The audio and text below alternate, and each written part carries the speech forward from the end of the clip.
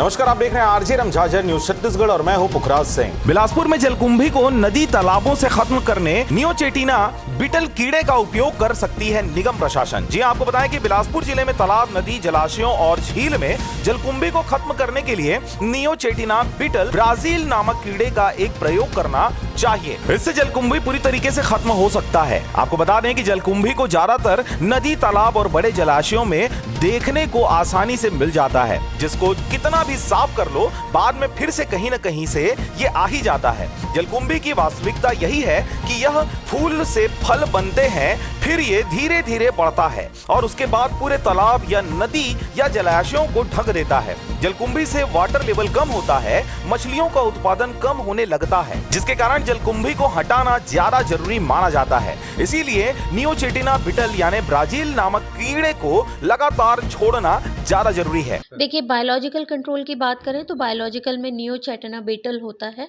वो बीटल को मतलब जलकुंभी के ऊपर छोड़ा जाएगा और उससे फिर वो बीटल उस जलकुंभी को खाएगा।